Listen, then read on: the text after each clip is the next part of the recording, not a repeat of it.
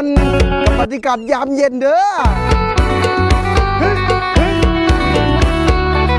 เหมือนเดิมครับผมอะไรไม่สนุกผมสนุกคนเดียวฮะ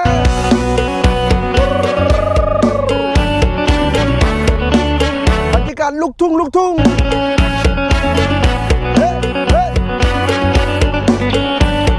ยินเลยนำสรูลควายแต่เจ้าอันนายสมสรูลแต่เองฉัน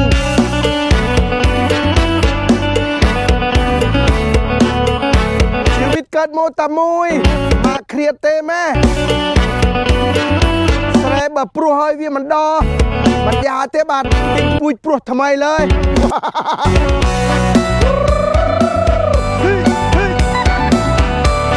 สโนมันดอควายคอยทำไมจ่าเสรสรูลสัน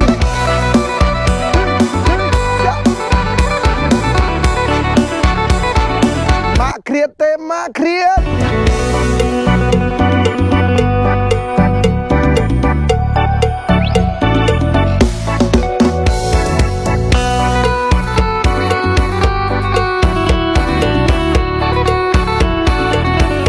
โมเดอร์แม่เด้อสรูลจุ่มเคลีย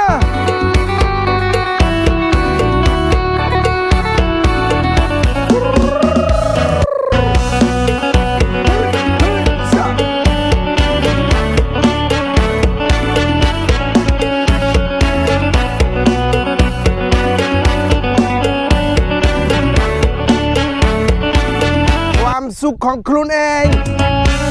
ระนามันเธอเกิดมันบานแต่เนอะอะไรตะกึดได้กึด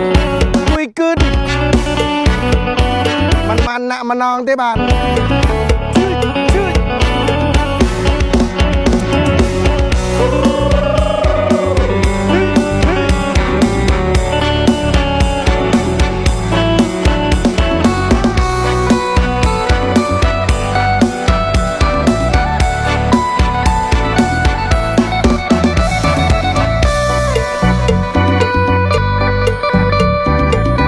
โยกสเต็ปเบาๆสัน